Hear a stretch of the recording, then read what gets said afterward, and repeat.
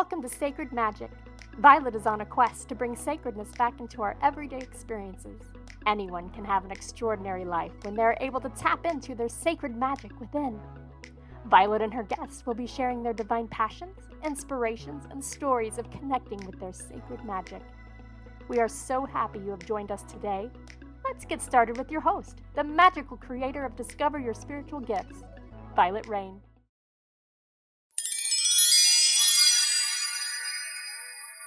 Hi, everyone. Thank you and welcome to Sacred Magic Podcast. I'm your host, Vialet Rayne, and today I have Annemiek.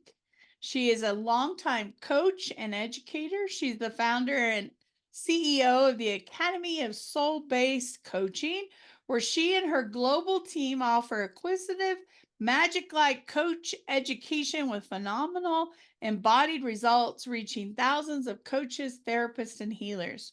She's also a premenopause, self-anointed priestess who craves the spiritual as much as she does the practical, connecting seeming opposites in true Gemini style.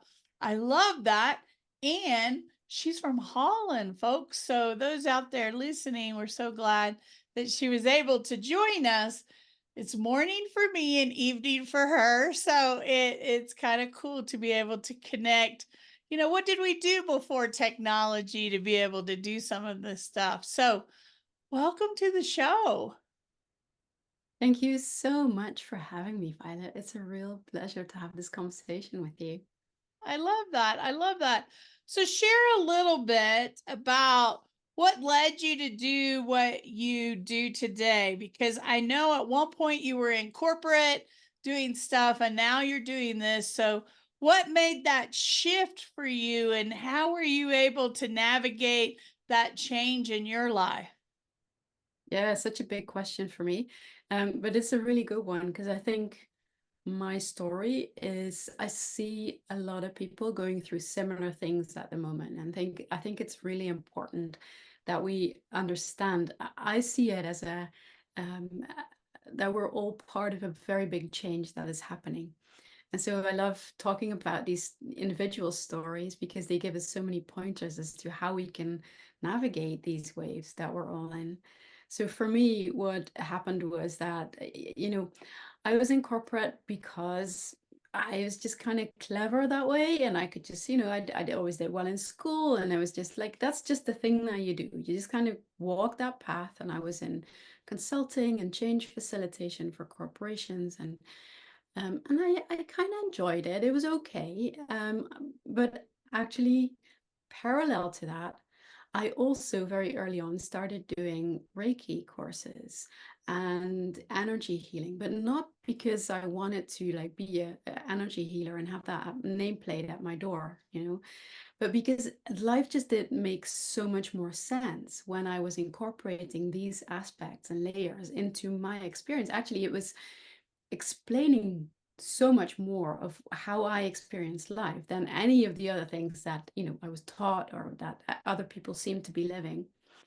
So what happened was that at some point I started my own company with two dear friends, and at some point I jokingly said, like, we're priestesses, we're like corporate priestesses, because we're creating a space, a sacred space, where the change that needs to happen can start to happen because of the way that we hold and guard that space. And they chuckled, we all chuckled, and it was funny, and I could not tell our clients, of course. But to me, that was very much the essence of what I was doing there. And I could have, happily kind of taggled along and just kind of, went through life like that. Except that my immune system started to go, no way, we're not doing this. And it basically meant that I had to stop everything that I was doing. And I got to a point where I could barely walk up the stairs. And at the time, I had a 1-year-old daughter at home. And I was literally praying and counting the hours until my husband would come home so that he could help me take care of her. And I just did not understand what was going on. And it was such a big quest to start to piece together what was wrong, because there wasn't an easy diagnosis. It literally took 4 to 5 years for me finding out what was happening. And what I did know was that that was not my life. I was not gonna sit behind the window and kind of watch life go by. I so much felt like I'm here to serve. I'm here to, offer my gifts in service of whatever is happening here in this world. And so how can I do that? How can I do that when I'm physically very, very much constricted by what is possible? So what can I do? And I started to really slowly experiment, try things. And you said it earlier, like what did we do before technology? Like Zoom, the fact that Zoom existed at the time, this was 2016, that this started to take shape.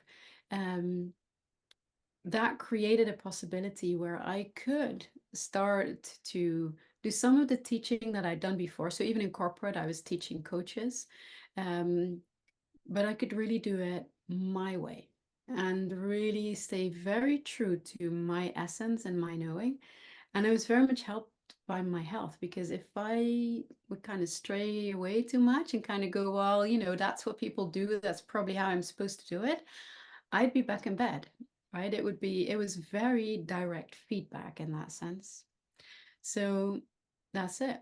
That's when I was just like, well, we're going to start with a meditation, like presencing meditation, because I need that. And turns out it's just not something that I need. It's something that benefited everyone else that came to my courses. But then we started to actually see that it also benefited the work that they were able to do because of what they were practicing in their own skills and their own way of being present. And so, it just started adding layer after layer after layer and kind of deepening the potential and the power of the work that I was doing. So I think that's how I got here. There's no escaping this. Like, this is the way. If you want to do anything, then this is it. I love that. I love that. We talked before you got on here, and you've also mentioned sacred space. Sacred, for those that listen to my show or even know me, is really kind of one of my core values. But what I have found in my journey is not everyone steps into that, understands that, sees that, knows what that is. And it's been funny in my life because for several years being married, I would talk about, oh, I'm setting sacred space. I'm holding sacred space for someone. I am, the queen of sacredness. And one day my husband, who doesn't believe in all this, looked at me and goes, what is sacredness? What is sacredness? You talk about it all the time, but really, what is that? And it was kind of like spirit, I believe, challenging me a little bit to step back, because we throw around terms a lot in our lifetimes and we use them, but do we really understand what they mean or what we're talking about? And so I love that you said, I hold sacred space, and I talk about that all the time. I'm holding a sacred container, a sacred space, and people are like, what are you talking about? Like, what is sacredness? So I would love for you to share with us a little bit about your definition of sacredness, right? And I'm sure you've seen that with your clients and people that they come and you use that term and they don't really say anything, but do they really understand what you're talking about, what that is for you? So share a little bit about that with our audience. I think that for me, the sacred is um, what is that? So I'm making that gesture right with my hands. Um, the sacred and the mystery of life, they go together. Like they are very closely intertwined. And actually, as I was kind of preparing for our conversation, I was once again just checking in with that question. What is the sacred to me? And I just found it such a beautiful meditation, like such a beautiful practice to live just with that question. Because to me, the sacred is something that I feel. It is something that it's like, to me, it's what's at the very core of life itself. It's the thing that moves us. It's the force that creates mountains. It's the creative life force that runs through each and every one of us. And I can see it or recognize it in the web that holds all of us together.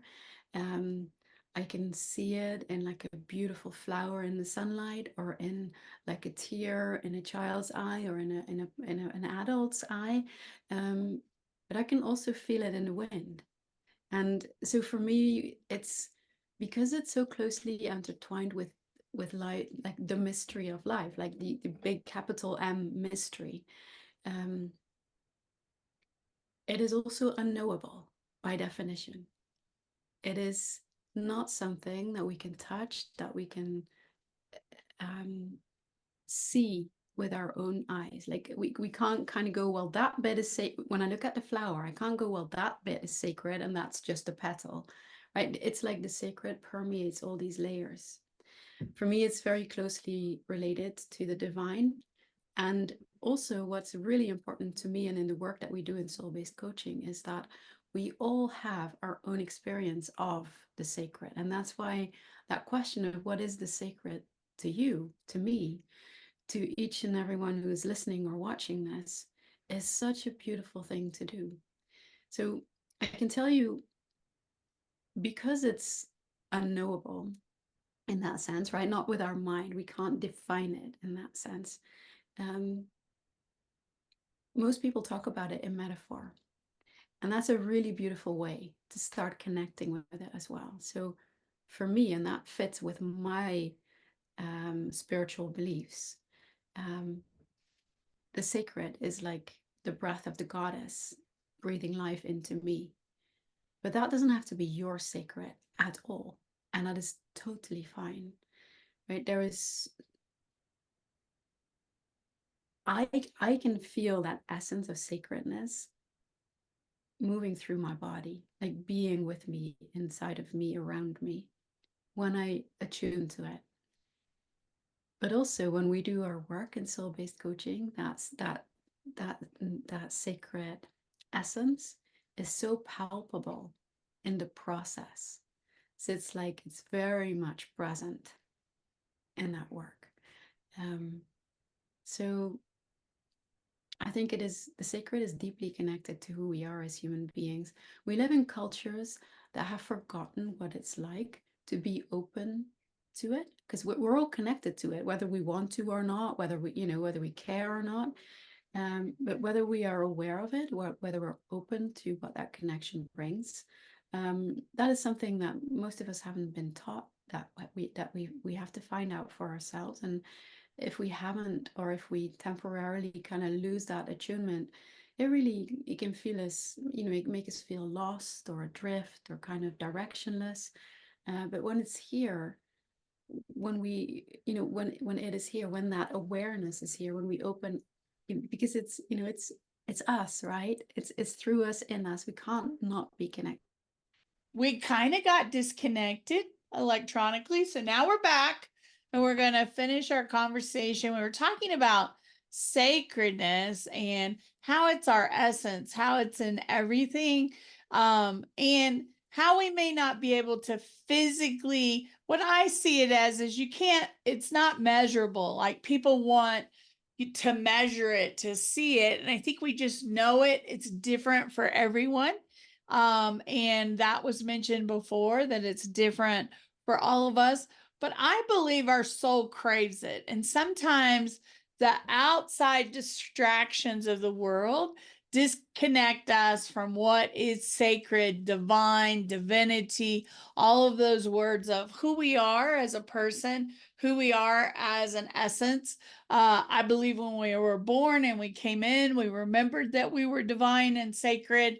We remembered that we were that beautiful being. And as we went through life, we had experiences that said, oh no, you can't be that. And, oh no, you shouldn't do that. And it kind of pulls us away of that essence of the divinity that we hold within us, and that sacredness. So why does sacredness, because this was one of your questions and I love it, Why does it matter to the world? Why is sacred so important? So I think there's a couple of aspects to that. First of all, I think for us individually, when we attune to the sacred within us and around us, it connects us to meaning and it gives us direction, because it is something that we live in cultures that highly favor the mind, right? The logical mind and everything that it can work out and predict and try and, tries to kind of control life, kind of make it predictable. But life isn't that. Life has those aspects, but it also has chaos. It also has becoming. It also has that which is non-linear, that which is much more physical, is more of the body, is more of the soul. And so we're not really well versed in that, in being with that side of ourselves, or that whatever side sounds like it's only two, but like those aspects of ourselves.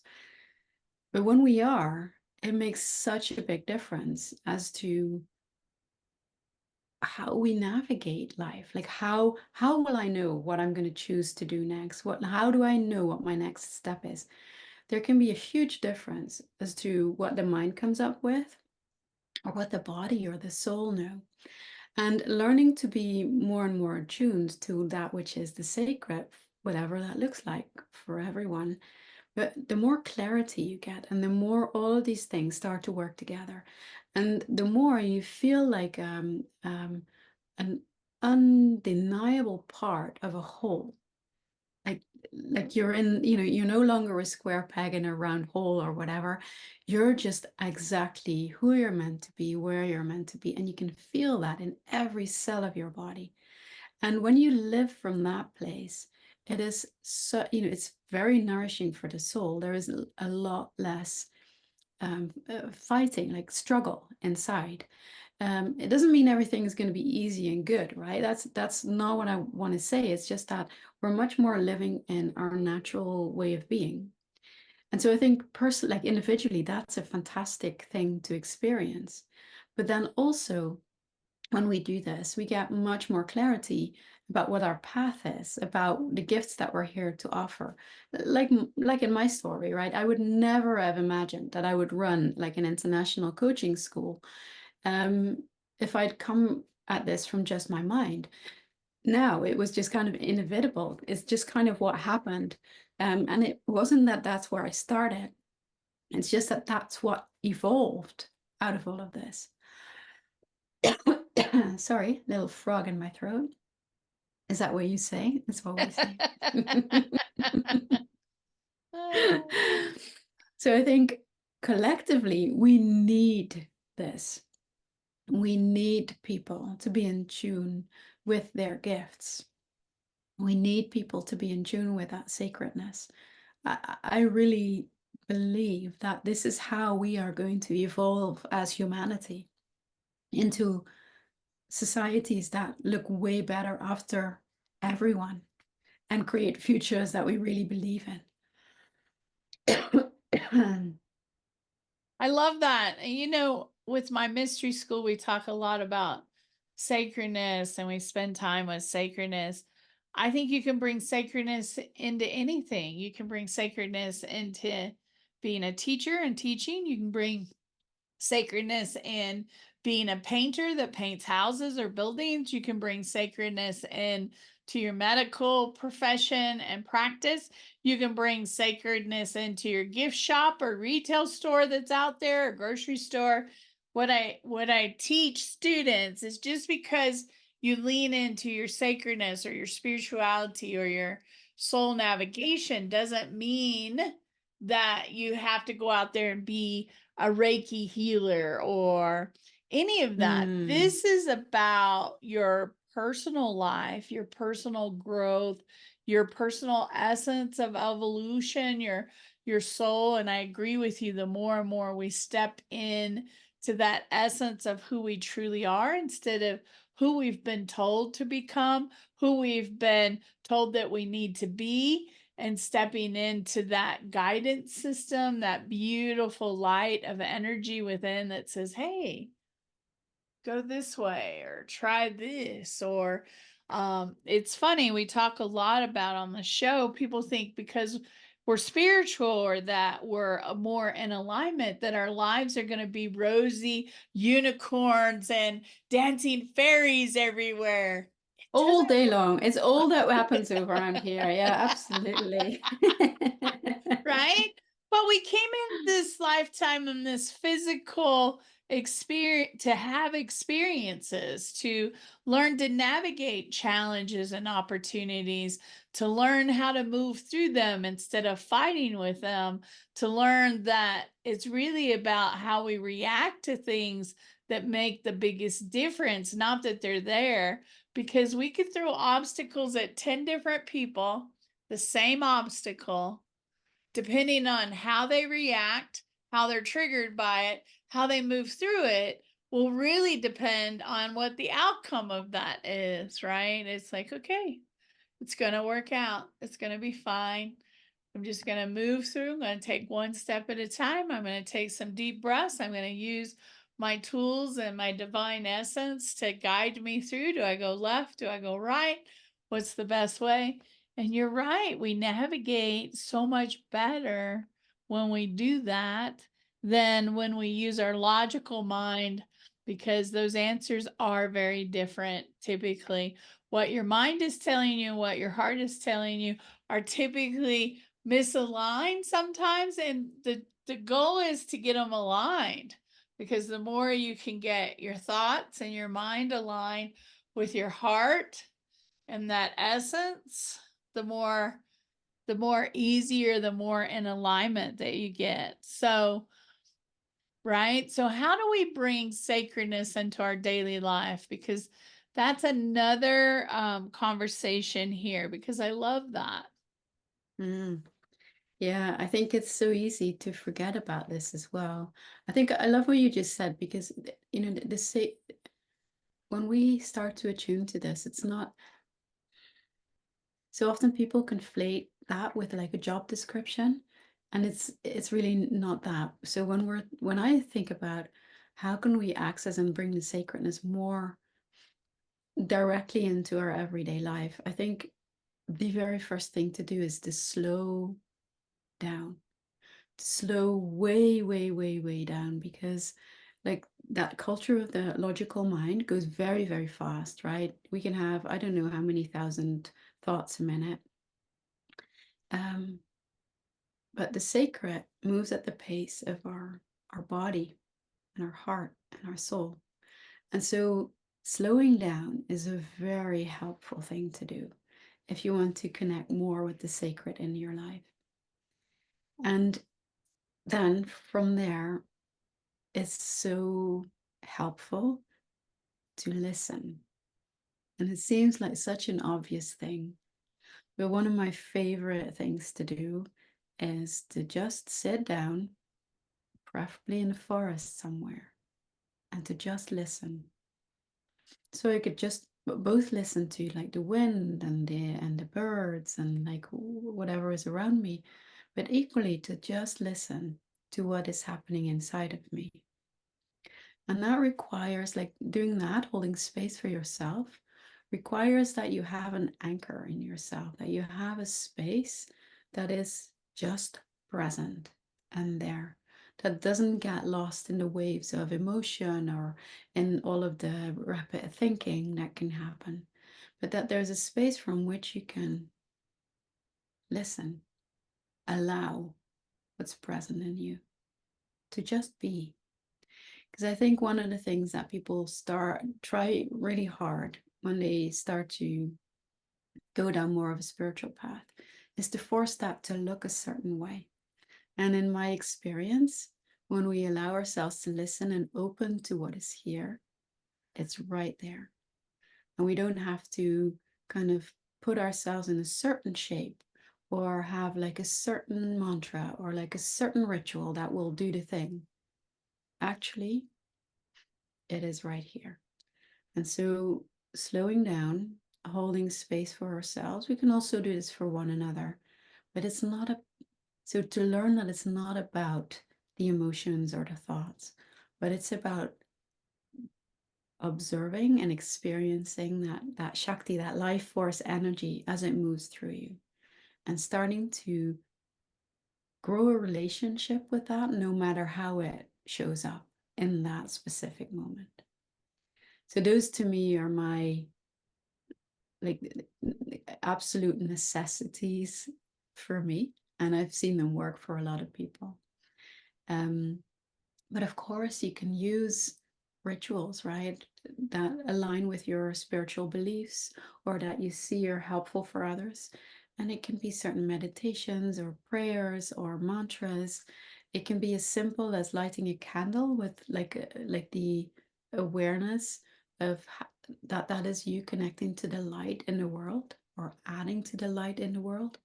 It can be what it doesn't have to come from a book of anything. It can come from you and the way that you feel you want to express your reverence, because I think sacredness very much goes hand in hand with reverence. And another way that is really, really beautiful is the beauty way. So to see how can I add beauty into my life, into the lives of others. And it's not about the money that you spend. It's not about the certain kind of crystal or the certain kind of this or cards or whatever other statues are around. I certainly have a beautiful goddess statue that is very dear to me. But it's not about that. It's more about the way in which we focus our intentions and intend to bring beauty. And the same can be with beautiful food or like nourishing food and maybe sharing that with other people or making things. I look around you and I see so many beautiful things, Violet. So I think, yeah, beauty way is definitely part of your path too. So that can be a beautiful thing to do, right? And I think what defines whether that is sacred or not is your intention and your attention that you bring to it. And for people who are more of the like the sacred, I don't know, like what is that even? Something that is really beautiful to do is to sit with that question and really just kind of live the question as in not expecting an immediate answer, but just to be with that question for a while of the sacred to me is like what? And you might see that things will start to bubble up. And you can start to see that it will have information. There will be wisdom in your system that knows about this because it's part of our human essence. So it's part of you. And this is part of what we do in soul-based coaching, is that we use these metaphors and invite them into embodied metaphors. And then when we start to have these metaphors, you can start to feel them, that you can start to experience them with all of your senses. And then that attunement becomes so much easier because it's right here, right now. Even as I'm speaking, I can feel myself connecting to that essence running through me. And that's not because I'm special. It's just because I know where to bring my attention so that I can easily tap into that now. I love that. I love that. You know, we are sacred. You know, we talk a lot about I'm setting sacred space, I'm holding sacred space. That's usually the most common terms that we hear. But we're also sacred. How we live our lives can be very sacred. You know, the beauty that you see in my room, it's just things that make me happy and joyful and that I love, and whatever that is for everybody to find and figure out for themselves. So that's always important and what that looks like. But share with us, because I would love to know more about your Academy for Soul-Based Coaching. So share a little bit about what that is and what that offers. Yeah, happy to. So soul-based coaching is a way of coaching that to me marries kind of priestessing and life coaching together, if you like. So what we do is we teach our coaches to hold space in a very powerful way so that people can start to tap into their own wisdom. So the clients can start to tap into their own soul wisdom. So as a soul-based coach, you don't do any suggestions, you don't offer your own experience, but you're really there as a doula, you could say, for your client to travel their own path. And we use embodied metaphor for that, which is incredible because it brings people straight to their most powerful resources. And it really is extraordinary what happens in our coaching sessions. And so that's what we do in the academy. We teach how to do this. And we have a beautiful community as well, with all very, very varied, but at the same time, all people who feel very strongly that this is important, that this quality needs to be in the world more. And also people that just feel how incredibly nourishing this work is to do. So we run two basic programs, you could say. So we have one shorter program that is for everyone who is already a coach or a healer or a therapist, and who wants to add this extra layer of depth to their work. It is also very suitable for people who want to kind of find out, is this work for me? Like, would I like this? Is this something so? And then we have our 1 year certification program. So that's a very intense, well, time. Is that the right word? It's not the right word, actually. It's a program that goes very deep. We meet every week online through Zoom with people from all across the world. And you really get to practice and hone your skills in that space. So it's not the kind of coaching that you do by watching someone else or learning, just reading a book. It is really a craft that you learn by doing it and by getting feedback in the moment and by having a lot of experience as a client as well. So those are the things that we do in our academy. I love that. I love that. Are there other things that you offer? Is there a website that we can go to find you? Yeah, absolutely. There's you can find us on academyforsoulbasedcoaching.com. And there's quite a few shorter programs that you can just purchase straight away to get going if you're very interested. And also, usually once or twice a year, we run online retreats to really have your own journey in alignment with what's happening in the world. We often invite one of our favorite astrologists to come with us as well, to really look at what are the themes of this time, and what is it that we collectively are working towards.